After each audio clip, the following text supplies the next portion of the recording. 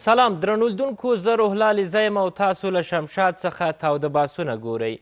نن د دلوي یا سلواغې 26مه نیټه ده چې په همدې ورځ په افغانستان کې شوروي اتحاد پوځي ماته وخوړه او له افغانستان څخه ووت. د تاریخ په اوږدو کې په افغانستان کې د نړۍ لوی قدرتونو ماته خوړلې. که لنډ تاریخ ته راسو، له انګریزانو رانیولې چې دلته ماته وخوړه تر شوروي او تازه امریکا پورې. بدبختي دا ده چې له هرې ماتې وروسته په افغانستان کې بحران رامنځته سوی. که راسو انګریزانو ته له انګریزانو څخه غازي امان الله خان ازادي واخیسته، خو افغانانو ازادي ونه سوی ساتلی. شوروي له افغانستان څخه وایستل سو، اما نتیجه په افغانستان کې داخلي جنګونه سول. تازه امریکایانو ماته وخوړه په افغانستان کې، خو لا هم په افغانستان کې ګونګ وضعیت ده. اوس اصلي پوښتنه دا ده چې باید افغانان له دا ډول تاریخي پیښو څخه څه ډول درس واخلي. د نن شپې بحث مو پر همدې ده. په پروګرام کې راسره 3 تنه قدرمن میلمانه دي. هر یو په استودیو کې لیکوال او د افغانستان د علومو اکاډمۍ د ثقافت انسټیټوت مشر څېړندوی عبدالمالک همت، بل میلمه راسره له مسکو څخه دکتور سمیع الله پویا، د روسیې فدراسیون د علومو اکاډمۍ د ختیځ پیژندنې انسټیټوت غړی، او بل میلمه راسره له لندن څخه څېړونکی او تاریخ پوه ښاغلی شهسوار سنګروال ده. تاسو ښه راغلاست، وایم پخیر راغلاست پروګرام ته. سلامت اوسئ.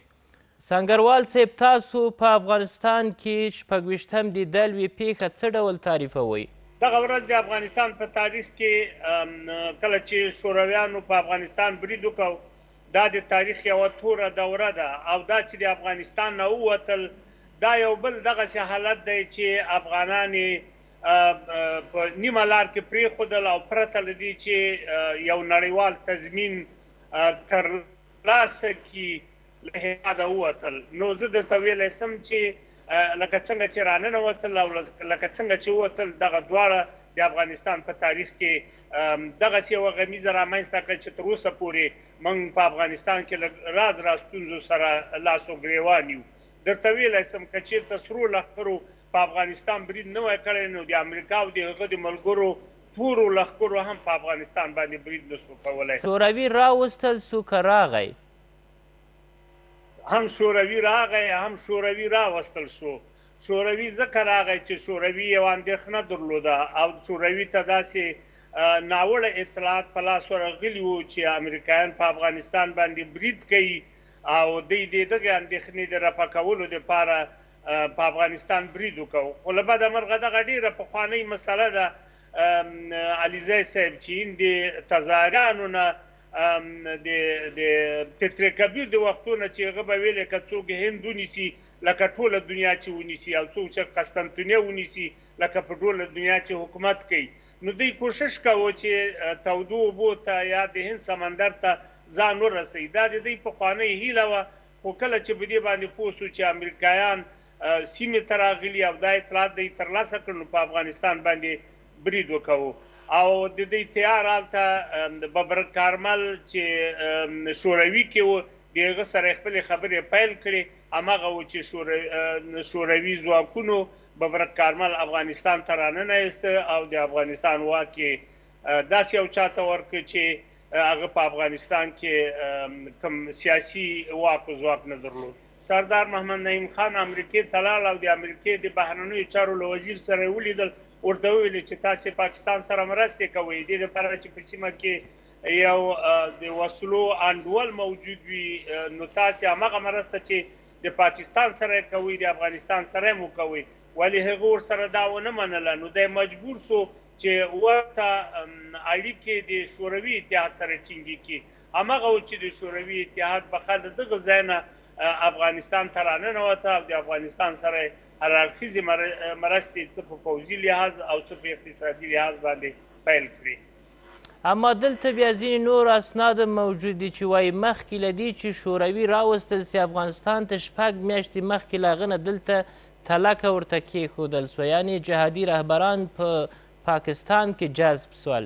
دا خو ان د داود خان د وخت خبره ده. هغه وخت چې سردار محمد داود خان په واک کې و، یو شمېر ښې اړخي چې په هغه وخت کې لومړی په ځوانو مسلمانانو وروسته په اخوانیانو مشهور شول دا لاړ پاکستان ته او د پاکستان د عیسی لمنې ته پناه ویوړه چې په دې کې یو استاد رباني و بل حکمتیار او ورپسې احمد شاه مسعود و هغه ځای نه د داود خان په وخت کې بریدونه پیل کړل چې په لغمان او په پنشیر او په سره رود او همدغسې په بدخشان باندې دوی بریدونه وکړل یعنې دغه بریدونه د هغه وخت نه پیل شوي وو دا په خپله هم شورویانو ته او په افغانستان کې چې د افغانستان د خلق دیموکراتیک ګوند واک ته ورسېده دا د دوی دپاره د اندېښنې وړ وه او فکر یې کوو چې امکان دې ولري چې پاکستان د افغانستان په چارو کې نیغ په نیغه لاسوهنه وکړي مننه کوم بیرته راګرځو تاسو ته سنګروال صاحب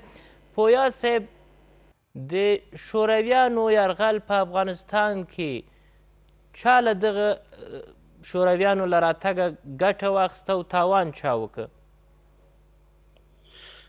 شما ببینید آمدن شوروی در افغانستان طبعا که یک واقعه بسیار المناک بود یک تاریخ بسیار سوال برانگیز تا به حال در جامعه تاریخ نویسا هنوز هم قرار دارد با وجود که در مورد کتاب های متعدد نوشته شده ما بحث های زیادی در رابطه با آمدن شوروی در افغانستان در این 43 سال صحبت های زیادی داشتیم از طریق مطبوعات و از طریق رسانه های چاپی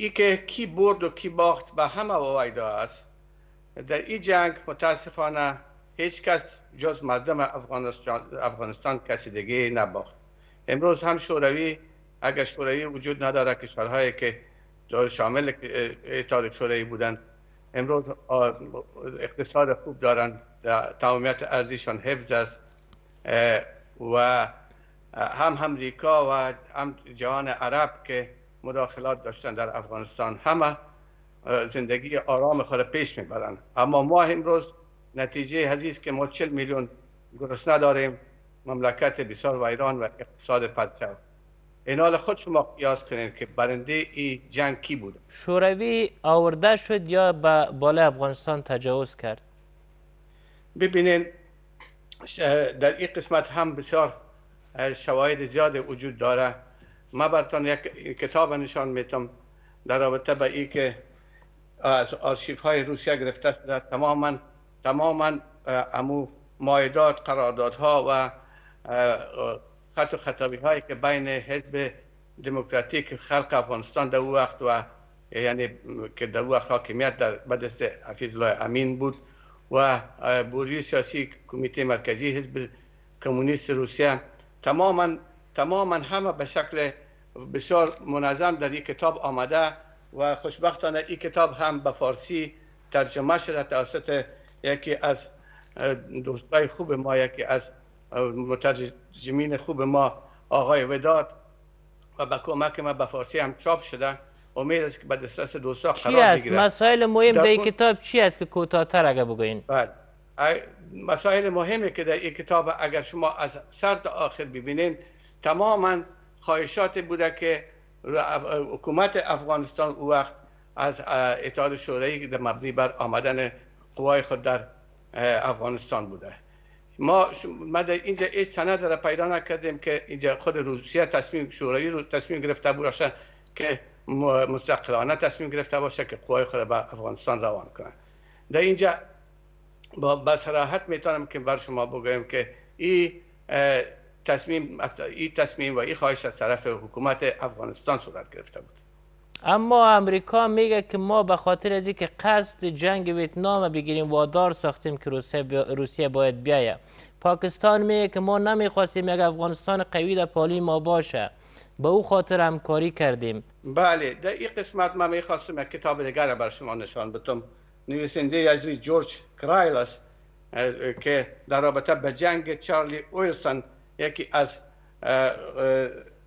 شخصیت های برجسته کنگرس امریکا که در سازمان CIA کار میکرد این همه واقعیت ها را در این کتاب خود گنجانیده که همون هدف شما حرفی که شما بوده در این قسمت و اگر خلاصه بگویم که برای امریکا یک چانس میسر شد تا بتونه که قصد خود گویا از قصدی که در ویتنام باخت کرده بود او را از شوروی بگیره. اینجا به مراتب واضح همه مسائل درج است. امید است که هم به دست دوستای ما قرار بگیرن، کسی دوستایی که به تاریخ علاقه دارن. شما ببینید که تاریخ چیزی نیست که تراوش مغزی ما و شما باشه یا از اشخاص مشخص باشه. تاریخ صرف میتونه مستند به آرشیف ها و پروتکل ها و قراردادهایی که بین دولت ها است از روی تاریخ نوشته میشه. ما نمیتونیم که تراوش مغزی هر کس منایس یک اصل بپذیریم. تا جایی که معلوماتی که ما دارم، نه تنها از دو کتاب گفتیم، کتاب های زیادی در اینجا نوشته شده، هم نویسنده های روسیه، هم نویسنده های غربی، افغان های ما در مجموع رهبری حزب دموکراتیک خلق افغانستان از کشمن گرفته تا پنجشیری و وکیل همه قضایا را بسیار واضح روشن نوشته کردن در رابطه با این. اگر همه را جمع بندی بکنیم ما بسیار مسائل با حساب زاویه های تاریک این حادثه که رخ داد در افغانستان در سال 1979 ما میتونیم که روشن بسازیم. در اسنادی که وجود داره میگن در جهاد افغانستان که صورت گرفت 15,000 شورویا از بین رفتن، ولی در جنگ ویتنام در مقابل روسا 30,000 امریکایی از بین رفت، یعنی 15,000 هنوز هم شوروی باقی است از امریکا. چرا افغانستان باید به خاطر بازیای خود انتخاب بکنن که باید قربانی افغانا شود؟ بله، متاسفانه شرایط قسم آمد که امریکا این چانس برش پیدا شد تا از گویا انتقام خود از شوروی بگیره. ای که چرا شد این عاملش البته تحولی که در 7 سال 1978 رخ داد. او تحول بسیار غم انگیز بود برای ملت ما و شما که ما تا به حال حاصلش هم میبینیم. چرا آنقدر شرایط بر ما بد انجامید؟ در این قسمت کیها ملامت هستند؟ ما میتونیم ملامتی ها را به هر کسی که بخوایم پرتیم، اما به هر ترتیب ما وسیله شدیم، ما افغان ها وسیله شدیم تا افغانستان ما میدان جنگ شود. در این قسمت بسیار مشکل است که ما یک طرف جنگ ملامت بکنیم، طرف دیگه جنگ براحت بتیم. زیادتر افغان ها میگن که مورد طعنه روسا قرار میگیریم، که میگن از امریکا ویتنام برای ما ماند فعلا ببینین که در دنیا یکی از پیشرفته ترین کشورها است، اما از ما افغانستان بر امریکا ماند، شما امروزی چیز ندارین. ما چنین طعنه ها را از روسیه نشیدیم. ما 40 سال است که در روسیه زندگی میکنم. من نمیتونم بگم تایید بکنم که چنین طعنه های از طرف روسا برای افغان ها داده شده یا برای امریکایی ها داده شده. اما واقعیت قضیه ای است که ویتنام بله یک کشور پیشرفته است، با یک کشوری که با عنعنات و سنت های خود زندگی میکنه. افغان ها با عنعنات و سنت های خود زندگی کردن. آنقدر به ویتنامی ها، به روس ها و امریکایی ها تعلق نداره. این به ویتنامی ها تعلق داشت که چه قسم خود کشیدن از این بحران، و آل به ما افغان ها تعلق داره که چطور بتونیم خود از این بحران بکشیم. ما امروز چانس از این داریم، کشور ما آزاد شده. خوب است که یک امنیت نسبی در افغانستان حاکم است. از زمان غازی امان الله خان که آزادی را میگیره ما میریم دوباره به جای از که آزادی خود نگاه کنیم به بحران، بعدا شوروی را میکشیم و میریم به جنگ داخلی. دلیل چی است که ما نمیتونیم از آزادی هایی که به دست میاریم استفاده کنیم؟ بله، دلایل بسیار زیادی وجود داره. امروز یک کشور جنگ زده که 43 سال جنگیده، البته دشمنی های زیادی وجود داره. ما اقتصاد بسیار پرچو داریم. ما هم هیچ نهادهای اساسی که بتانیم که دولت را تشکیل بدیم تا بتونه که ما را از این معضل اقتصادی که دامنگیر ملت ما شده بکشه. ما به زمان احتیاج داریم. زمان باید به نفع ما باشه. ما باید از زمان استفاده مثبت بکنیم تا با افغانستان خود به قهقرای دیگه روان نکنیم. چانس وجود داره، باید چانس از دست نداد. تشکر. درنو لیدونکو دمه لرو بیرته راګرځو.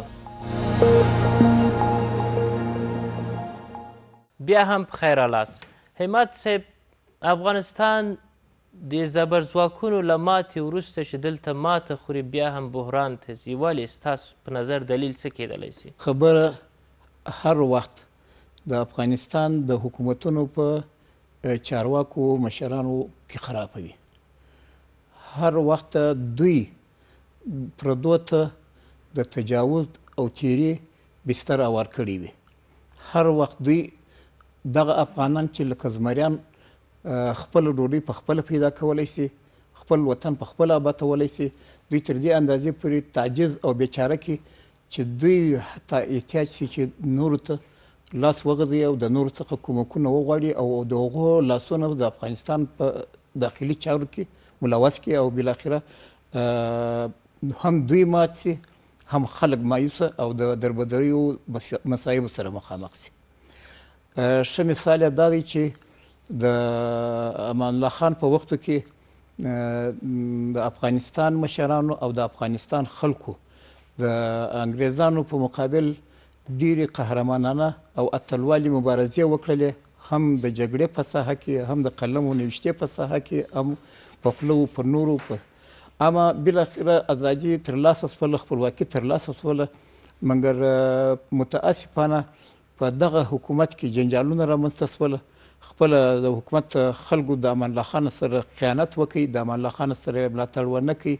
ځینې هغه کسان چې د پردو ایجنټان وو هغو سره کومک وکړي، حتی د غلو سره کومک وکړي، بالاخره یې غله راوستله پر وطن باندې مسلط کړله او دغه خوږ حالت یې پر دوی باندې واخیستي، په ډېر تریخ او مصیبت باره حالت یې واړاوه. دلته مسؤلیت د غازي امان الله خان څه و؟ باید تللی وای که پاتې سوی وای؟ که پاتې سوی ولسونه باید څه کړي وای؟ یو سړی چې څوک کار ته نه پرېږدي او بد رد ورته وایي او انګریزانو ته احتیاجوي او د ده خبرې نه مني بلکې د دشمن خبرې مني، د ده په مقابل غله حمایه کوي، نو د غلو په دغسې حالاتو کې سړی مجبوریږي چې هغه څه چې په وس هغه وکړي او چې تر وس تېره شي، نو مجبوره دی. هغه ولسونه چې لکه زمریانو غوندې ازادي ترلاسه کړه هغه چیرې وه؟ هغه خدای دې اوس هم شته. دا زموږ د افغانستان ولسونو هېڅ تغیر هغه وخت کې ولې د غازي امان الله خان تر شا ونه درېدل؟ دا خو نو داسې دی چې یو څه عیبونه په ولس کې دغه شته متاسفانه چې د دوی پوهه ډېره لږ وي. هر وخت د ولس پوهه لږ وي، په نورو ولسونو کې هم، حتی په اروپا او په نورو ځایو کې د ولس پوهه دونه نه وي، خو د ولس د رهبرانو پوهه باید سړی حساب پر وکړي. په رهبرانو کې مو په هغه وخت کې هم د امان الله خان څخه دا منلې ده چې اشتباهات وسوه، اما په دغو لږو اشتباهاتو سړی باید د خپل وطن څخه ونه باسي. امان الله خان موږ اړ کړي چې د وطن زموږ خلک دغه رهبرانو د سایس ورته وکړله، دغه رهبرانو تاغله ورته حمایه کړله، دغه رهبرانو د پردو سره اړیکې ټینګې کړلې، بالاخره هغه مجبور کړي چې وطن پرېږدي. هر کم چې و که په خلکو کې هم څه مشکل و خو په رهبرانو کې ډېر و. بالاخره د دغو مشکلاتو په نتیجه کې زموږ ازادي بیرته بې خونده شوله، سره ولړله شوله، خرابه شوله. دغه رهبران چې کله راغلل د تاسو نظر چې د دوی له لاسه غازي امان الله خان دې ته واداره شو چې ولاړ سي، په کوم شعار راغلل او څه یې وکړل د افغانستان دپاره؟ خو موږ ته معلومه وه واهي شعارونه وه، پر امان الله خان باندې بې ځایه تورونه لګوله، خامخا یو څه به د هغه څه اشتباهات شوي و، د هغه اشتباهات به یې لرجوله. هلته انګریزان هم په پسې وه، دوی هم خپله پوهه نه درلوده، هغه رهبران هم داسې پوهه نه درلودله. یو سړی چې رهبر وي، رهبر خو د ډېرې وینې او رهبر د مملکت دپاره کار کوي، د ټولو خلکو دپاره کار کوي، د جهان په مقابل ولاړ.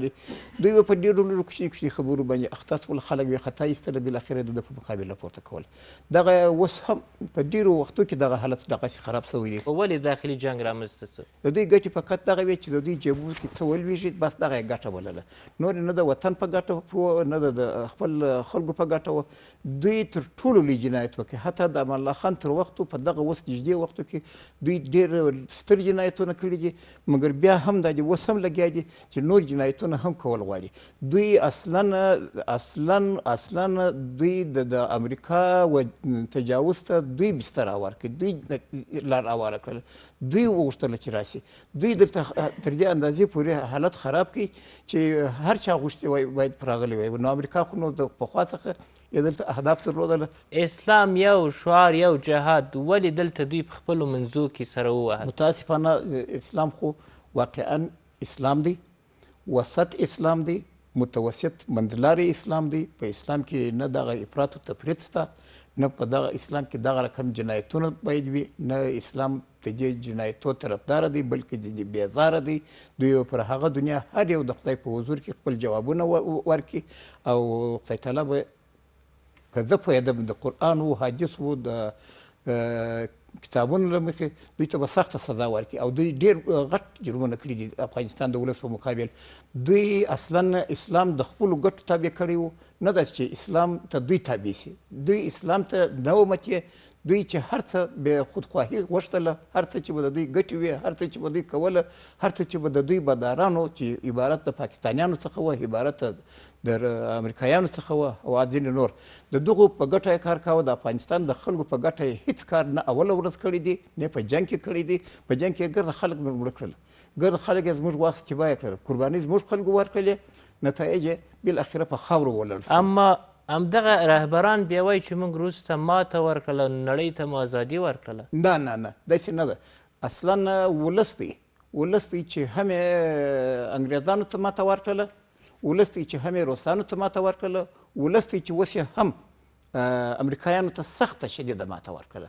دوی دغه درې په روسو محلونو کې هم د امریکایانو په محلونو کې ولس و چې د امریکایانو د انګریزانو پر ضد درېدلي وه او په سر و مال ورته ولاړ وه. حتی دا نه موږ د هغې خوا افغانستان لا هم غوښتله چې هغه هم ځانونه آباد کړي، خو د هغو سره هم خیانت وسو. هغه نو تاریخي خبرې دي، ډېرې دي، دلته نه کېږي. زموږ د ولس چې هغه کړې وه قربانۍ یې ګرده هدر لاړلې. بالاخره افغانستان د غلو لاسه دوی په کسته واچوه دغه رهبرانو.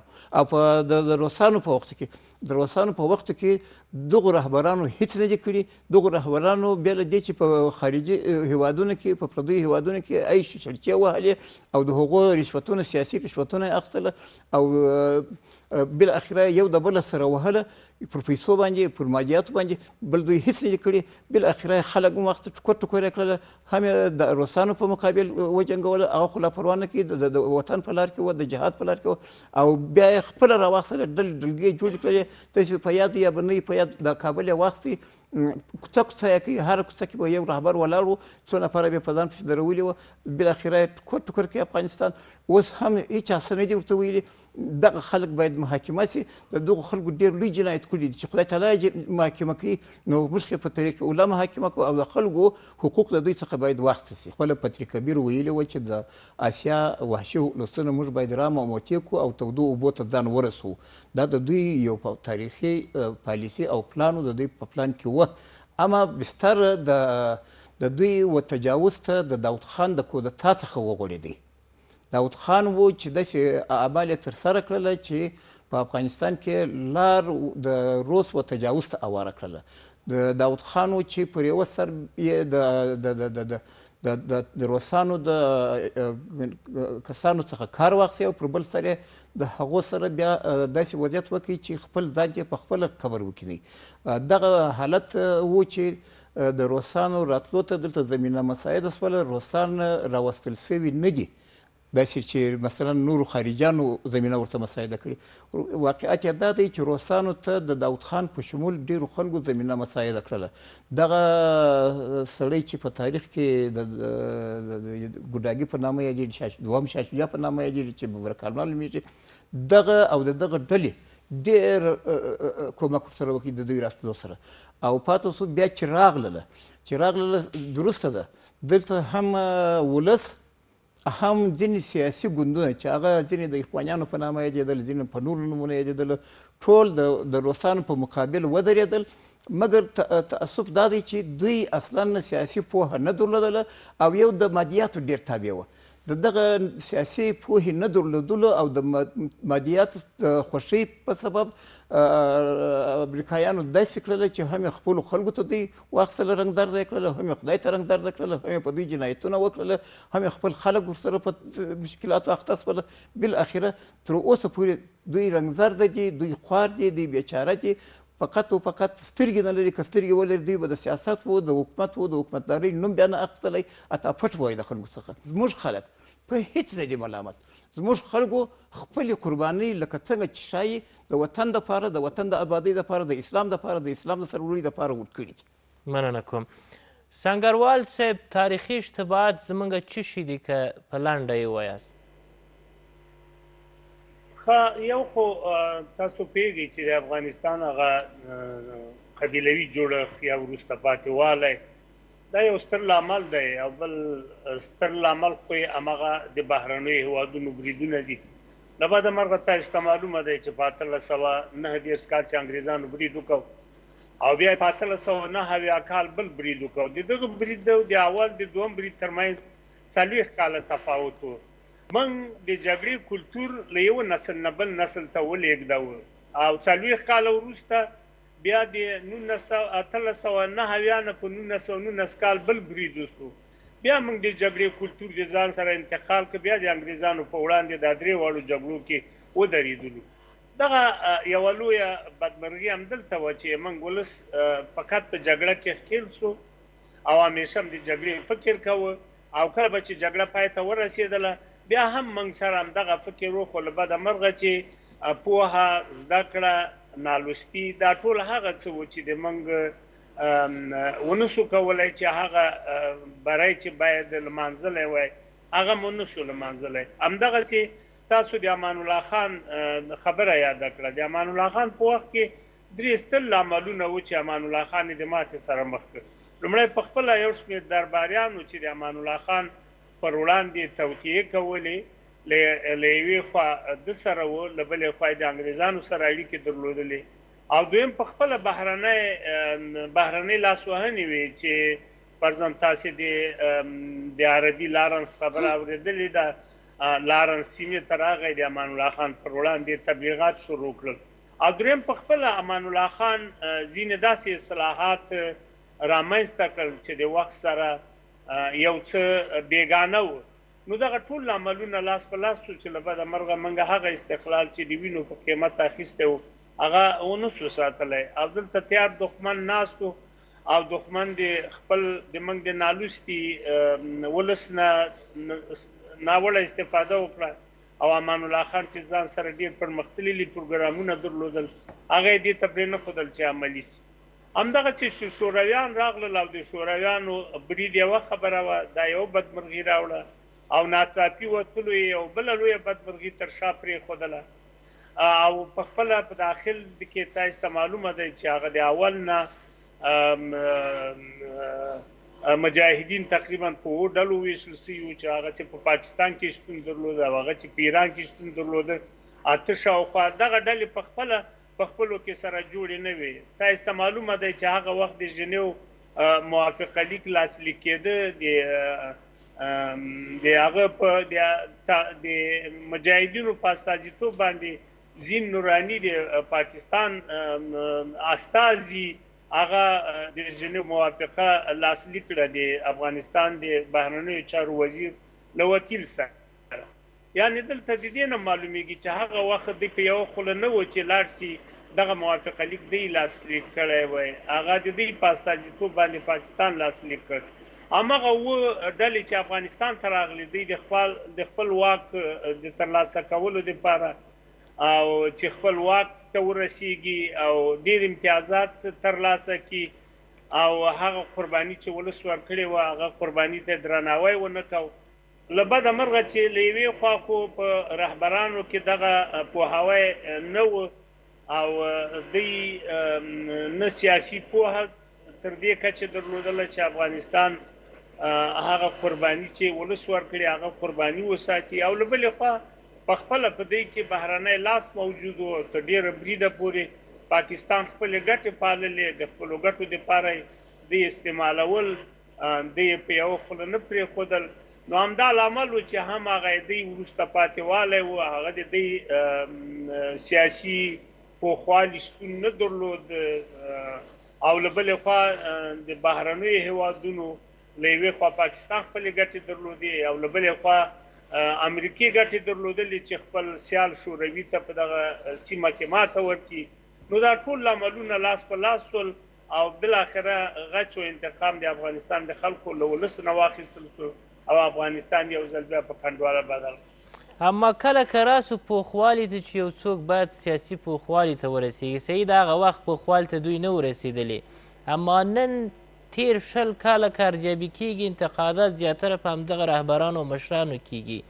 اوس خو پاخه سوي و، ولې بیا هم دوی په خپل منځ کې نه سره جوړېدل؟ همیشه په شخصي مسایلو د دوی جنجال و، بالاخره افغانستان له دغسې یو اقتصادي وضعیت سره نن مخامخ ده. له بده مرغه چې لا بیا هم موږ له تاریخ نه هم زده کړه نه ده کړې او له تېرو جګړو نه یا له تېرو ناخوالو نه هم موږ استفاده نه ده کړې. لکه ما چې درته ویلې چې موږ 40 کاله وروسته همداسې یوې جګړې په بلې جګړې سپارلي، له روسانو نه وروسته یو بله جګړه موږ ته راپېښه شوه چې هغه د امریکایانو جګړه وه. امریکایانو چې په افغانستان باندې برید وکړ او دغه موخه معلومه نه وه چې په افغانستان یې څنګه برید وکړو، او دوی په دغه پلمه په افغانستان برید وکړو چې د سپتمبر د 11 نیټې لامل په افغانستان کې دی چې هغه اسامه بن لادن ګڼي. ولې وروسته تاسو ته ثابته شوه چې اسامه بن لادن په پاکستان کې او په افغانستان کې نه و. دا خو یو د امریکایانو هغه تیری و، برید چې په افغانانو وکړو. او له بلې خوا بیا هم افغانان، زه بیا په خپلې خبرې ټینګار کوم چې بیا هم هغه بشپړې سیاسي پوخوالي ته افغانان نه ورسېدلي. خو بیا هم لوی درس همدا دی چې د موږ مشران له یوې خوا خپل مسؤلیت ته متوجه سي او هغه ورکړې ده هغه قرباني د موږ مشران په درنه سترګه وګوري. او له بلې خوا په هر هیواد کې چې کوم ټولنیز بدلونونه منځته راځي، د هغې معنا دا نه وي چې تیر ټول زاړه له منځه وړي، بلکې هغه د ځان سره ساتي، د هغې تجاربو نه استفاده کوي. د دې لپاره چې موږ مشران دغه اوس دستي لویه غمیزه چې په افغانستان کې راپیدا دی رښتینې وه، او له بلې خوا نړیوالو تر اوسه د موږ حکومت په رسمیت نه ده پېژندلی. دې ته پکار دی چې موږ خپل مسؤلیتونو ته رجوع وکړو او ډېره ستره رجوع به همدا وي چې موږ ولس ته لاړ شو او له ولس نه ملاتړ ترلاسه کړو او ولس ځان پسې راکاږو. زه فکر کوم چې ولس خپل کړو، موږ د ولس نه خپل مشروعیت واخلو، موږ کولی شو چې په دغو ستونزو چې موږ ته راپېښې دي په دې باندې برلاسي شو. مننه کوم. پویا صاحب، د روس ماته او د شورویانو وتل له افغانستان څخه څومره یو ښه فرصت و د افغانانو لپاره چې له دغه فرصته باید دوی استفاده کړی وای؟ ببینید، ما فرصت‌های بسیار خوبی را از دست دادیم. ما فرصت‌های خوبی را داشتیم در وقت حضور شوروی‌ها در افغانستان. درست است که از دیدگاه بعضی از اقشار جامعه ما، بخشی از جامعه ما این است که افغانستان ما به حساب در استعمار قرار داشت. از طرف دیگر ما از ظرفیت‌های اتحاد شوروی میتونستیم که استفاده‌های مثبت بکنیم. قسمی که در تاریخ قبلی ما در سالهای قبل داود خان تانست که بسیار زیاد از مناسبات خود با شوروی نفع ببره برای کشور، برای آبادانی کشور خود. ما متاسفانه جنگ کردیم و نماندیم که نه اتحاد شوروی نماندیم که چیزا آباد بکنه و نه خود ما چیزا حاصل کردیم. در حاصل همین بود که ما باز هم افغانستان به یک جنگ داخلی کشاندیم و بالاخره باز هم در سال 2001 قوای امریکا را اجازه دادیم که به افغانستان باز هم 20 سال جنگیدیم. ما باید از این همه یک پند بگیریم. ما فکر میکنیم که ما باید یک سوال جواب بدیم، یک سوال بسیار مهم و اساسی است که آیا جنگ راه حل است یا نه. ما فکر میکنم اگر ما به این سوال جواب منفی بدیم و بگیم نه، جنگ راه حل نیست، جنگ بس است، این گام اول است که ما میتونیم به ما باید برداریم. ما حتمی است که باید ملت ما بردارد. گام دومی ای است که ما یک ملت و یک کشور شویم. ما یک کشور داریم به نام افغانستان با جغرافیای بسیار کلانش. امروز نباید طالبان اقرار مغرور باشند که قدرت به دست گرفتن و نه آنقدر سر دشمنی را با طالبان ما داشته باشیم. آینده کشور به عملکردهای بسیار زیاد به عملکردهای طالبان تعلق داره. آیا طالبان حاضر هستند که واقعا همه را در آغوش کشور خود ببینند؟ آیا طالبان حاضر هستند که در یک تعامل در ساختار نظام همه سهیم باشند؟ اگر به این سوالات جواب مثبت بدیم، طالبان حاضر باشند که به جواب مثبت بدن، بنابراین نسبتا ما پرابلم های خود روشن‌تر می‌بینیم و به حل پرابلم های خود می‌پردازیم. بله، در دنیا کشورهایی که فعلا در پیشرفت است یا قدرتمندترین کشورها هستند، اینا همشان از سختی‌ها برآمدن، خودشان مبارزه کردن، خود رساندن. در افغانستان مشکل در کجاست که ما نمیتونیم یک ملت شیم و خود از بحران بکشیم؟ مشکل هم در ملت ماست، هم در نظام ماست. ما باید در قدم اول پایه های نظام خود محکم بسازیم. ما باید نهادهای نظام تشکیل بدیم. ما متاسفانه امروز در افغانستان در شرایط امروزی خود نداریم یک حکومتی که از طرف کشور خود از طرف اتباعش رسمیت داشته باشه یا شناخت داشته باشه. ما باید این نهادها را تشکیل بدیم. ما بسیار کارهای زیادی در پیش روی داریم. ما باید با ملت خود همراه عمل بکنیم. طالبان نمیتونه به تنهایی حاکمیت بکنن. هیچ ظرفیتی در طالبان وجود نداره که بتونن اینا به تنهایی حکومت به دست بگیرن و تمام پایه های اساسی حکومت تشکیل بدن. بحرانایی که فعلا ما یادآور میشیم، مقصرش رهبرا، کلانای حکومت یا مردم بوده؟ کدامش؟ سعی کنین رهبرا کی هستن؟ رهبرا یا احزابی که در افغانستان بودن، اینا کلشان شالوده ملت هستن، همون مملکت مردم هستن. کسی بیگانه از خارج نیستن. اینا چی طالب است، چی مجاهدین بودن، چی پیش از او اعضای حزب دموکراتیک خلق بودن، همگی امی اتباع اینمی کشور بودن. بنابراین ما مردم، ما در همه چیز ما خود ما سهیم هستیم، هم ملامت هستیم. اگر دستاوردها داریم دستاوردهای ملت ماست، اگر بدبختی ها داریم مسئولش خود ما هستیم. باید ما مسئولیت ازیر خود ملت ما داشته باشه. ما نظامی را که ما تشکیل میتیم، اون نظام ملت باید تشکیل بده، در اون ملت باید سهم داشته باشه. ما فکر نمی کنم که ملت نظام یا رهبرا جدا از ملت از جای دیگه بر ما داشته باشه. اینا علمی اعضای کشور هستند، دمید اتباع اینمی کشور هستند. اشتباه کشورهایی که بر افغانستان تجاوز کرده چی بوده و درسی که باید اونا حالا بگیرن چی است؟ بله، درس بسیار بزرگی را که باید کشورها بگیرن ای که اونا باید بفهمند که در قدم اول کشورهای همسایه ما که بسیار اینجا مطرح است، بر از اونا افغانستان و همسایه ها بر ما مطرح هستند. اول اونا باید ببینند که ما در افغانستان چی نوع نظام داشته باشیم، نظامی که بتونه تامین معیشت بر افراد خود بکنه، نظامی که بتونه که یک قانونیت در کشور حاکم بسازه، نظامی که بتونه یک مسئولیت در کشور حاکم بسازه، تا بتونه که تمام پروژه های اقتصادی بزرگی که امروز بین کشورها وجود داره، بین آسیای جنوبی و آسیای مرکزی، این کلش از راه افغانستان باید تیر شود. افغانستان باید در این همه پروژه ها سهیم است. ما اگر ببینیم تشنج در یک پله ترازو بگذاریم و پروژه های اقتصادی که همیشه از نام بردیم او را در پله دیگه ترازو بگذاریم، شما میبینید که پروژه های اقتصادی به مراتب مثمرتر از بر تمام کشورهای منطقه. این آمدیم به کشورهای جهان هم باید در یک تعامل با افغانستان به شکل از انواع قرار بگیریم.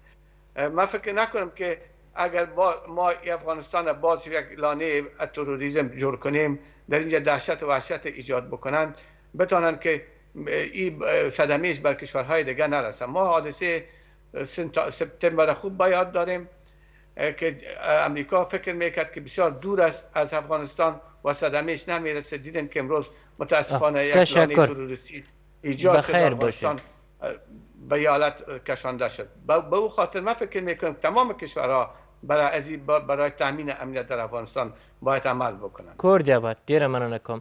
همت صاحب معاصر تاریخ ته چې ګورو زموږ یو شمېر چارواکو همیش په نورو تکیه کړې ده. که امیر شیر علي خان و کله چې له انګریزانو سره مقابل کیږي تکیه پر شوروي کوي، شوروي هم یوازې پرېږدي بالاخره دې حد ته ورسېږي چې خپل ژوند له لاسه ورکړي. له هغه راوروسته دغه څومره یوه لویه اشتباه ده زموږ د مشرانو چې پر نورو تکیه کوي. یوازې خو نو دغه اشتباه نه ده، د مشرانو اشتباهې خو ډېرې دي. دا یې د اشتباهو څخه یوه ستره اشتباه ده چې دوی اصلا پر خپل ولس باندې عقیده نه لري، د خپل ولس ملاتړ اصلا نه لري، پشتوانه نه لري. ځکه نو پردو ته د پردو لمنې ته ځان ور اچي او غلام کیږي، مریی کیږي او بالاخره په دغه مرییتوب کې قدرت هم د لاسه ورکوي، واک هم د لاسه ورکوي، خپل حیثیت و ابرو هم د لاسه ورکوي او پردي خو تر هغه وخته پورې د یو چا حمایه کوي، ملاتړ یې کوي چې کار ځینې اخلي. کله چې کار ځینې واخیستو داسې استعمالوي لکه هغه ام د مندکه او ام پوست چې ویې خوړله او خوږ شی ایسته سو، مندکه او پوست یې ایسته پر انبار وغورځوي، لکه دا اوس چې ډېر پر انبار وغورځولي دي. دا اصلا په دغه اوسني نظام کې که چېرې زما څخه پوښتنه کوي د اوسني نظام دپاره هم زما نظر دا دی، زه د تیر نظام د تیر غلواکي نظام سخت مخالف او دښمن یم. دغه اوسني خلکو ته هم زه وایم، په دې اوسنیو خلکو کې داسې معلومیږي ماته تر اوسه پورې چې ما مطالعه کړې ده چې ځینې د پاکستان سره لکه څنګه چې باید جوړ وي نه دي جوړ، ورسره مخالف دي، اما ځینې ورسره جوړ دي. دغو ته زه وایم که تاسې د پاکستان تکیه وکړئ، پاکستان مو د دغو نورو خلکو پر یا د روسانو د ګوډاګیانو پر لار روانوي یا مو د امریکایانو د ګوډاګانو پر لار روانوي او ولس مو هم پسې واخلي، پورې به مو وي، هېڅ باور به در باندې ونه کړي. د پاکستانیانو او د پردو څخه موږ ټول باید بالکل لرې سو. یو بل هر څه چې موږ کوو موږ باید پر خلکو باندې اعتماد وکړو، موږ د خپلو خلکو ملاتړ ترلاسه کړو. مګر متاسفانه دغه یو څو میاشتې چې تېرې شوي دي زموږ د دغه حکومت څخه د خلکو ملاتړ ورځ په ورځ کمیږي، چې دا د تاثر ځای دی او ماته د اندېښنې ځای دی. او دغه اوسني رهبران جدي باید متوجه شي چې د خلکو ملاتړ باید ترلاسه کړي او چې د خلک چې ناراضه دي د دغو علتونه څه دي او خلک څه غواړي چې راضي سي چې دغه حکومت ورته متوجه وي. زه به درته وایم زموږ په حکومت کې متخصص خلک ډېر لږ دي. متخصص خلک په افغانستان کې شته چې دغو طالبانو سره هم کومک کړی دی او د پخوانیو غلو پر ضد هم عمل کړی دی. هغو ته هېڅوک هېڅ ارزښت نه ورکوي، هغه نه راجذبوي، هغه نه رادعوتوي، د هغو باندې چا پوښتنه نه ده کړې. بس چې په نوم طالب څوک هغه طالب راولي. زه نه وایم چې طالب ته دې کار نه ورکول کېږي، طالب ته دې د خپل وس و صلاحیت و لیاقت و استعداد سره سم کار ورکړي شي، طالب ته دې په وسلوال پوځ کې کار ورکړي شي، طالب ته دې بل ځای معاش ورکړي شي، دغه مستمري دې ورکړي شي. مګر تخصصي کار که طالب ته وسپارل شي او طالب په زړه کې الف ونه لري او دغه کار وسپارل شوی، دا چوکۍ د یوه طالب دی، د بل طالب دی، د بل طالب خو دا چوکۍ چې کار ونه کړي، د خلک د طالبان چې کار ونه کړي نو افغانستان کې خو کار ونه سو. دا کار څوک کوي؟ کار خو هغه سړی کوي چې د کار اهل وي. نن ماته معلومه ده چې د کار اهل بیخي لږ دي په دغه حکومت کې او موقع نه ورکول کېږي. بل خبره دا ده په افغانستان کې د کار اهل شته او دوی ته هغه نارې وایي چې د خارج څخه دې استادان راسي. دلته استادان شته دوی کار نه ورکوي، دلته استادان شته دوی ګوښو ته کړي دي، دلته خلک شته چې دوی د دغو پخوانیو ځینو کسانو، ډېر نه ځینو کسانو تر لاس لاندې کړي دي. داسې کسان شته چې پخوا به دوی په رشوت نیولي وه، په کانتینرو کې به اچولي وه، وروسته رشوت خواره به وه، وروسته چې دا اوس پخوانی نظام سو، په پخوانی نظام کې هم یو داسې کسان و چې حتی په هغه نظام فاسد نظام کې لا نه چلېدل، مګر بیا یې ځان وچلاوه، په میلیاردو افغانۍ پیدا کړلې. اوس دغه کسان بیرته دوی په غېږ کې نیولي دي. هغه چې دغه نور خلک ویني، دا پوهان خلک ویني چې ښه دا خو پخواني رشوت خواري دي، دا یې څنګه راوستله، مقامونه یې ورته ورکړل. او ما چې د دغو پر ضد باندې او د داخلي ظالمانو پر ضد باندې او د خارجي اشغالګرو پر ضد باندې کار کوه، ما ته هېڅوک حتی دعوت هم نه راکوي.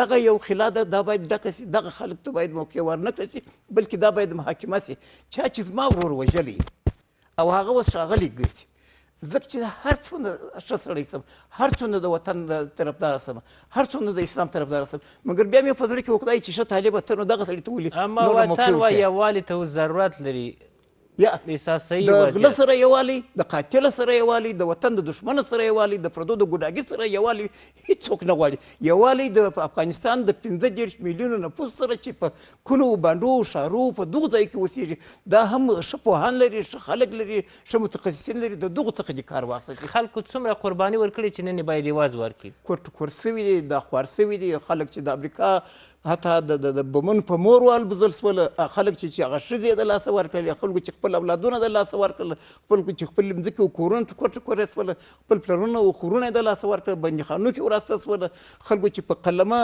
خلکو چې په ژبه خلک چې د دوی په ساتنه د دغو طالبانو په ساتنه د قرباني نه ده د دوی په نامه باندې څونه خلک بندیان چا چې به د دوی سره کومک کړی وو دوی به سره بیا ښه کړي وو دوی ته به ډوډۍ ورکړې وه دوی بیا ساتلي وو دوی په وطن کې لار وښولې چې هلته پوسته ده دغسې کېدی شي چې څه پوسته د منځ یوسي هغه خلک بندیان وو کلونه هغو ته هېڅ دا قرباني خو یې ورکړې ده اوس هم دغه خلک قرباني ورکوي وګورئ پخوا یې د امریکایانو د اشغالګرو د ګوډاګیانو پر ضد جنګ کاوه سرونه پر ورغي به ایښي وه ګرد اکثره د منځه ولاړه دا څه چې پاته سوي دي اوس بیا دوی درولي دي خپلو دروازو ته خپل ځانونه په ساتي حتی د اقل یو ساده معاش نه ورکوي یو سړی دی چې هغه د ملا محمد عمر اخندزی دی پر شر دې رحمت سي یو دغه سړی دی چې کار کوي یو څو نور هم شته مګر یوه ډله بله درته نوم یې نه اخلم تاسو ته معلومېږي خلکو ته معلومېږي چې دا فقط و فقط په چوکۍ پسې ځغلي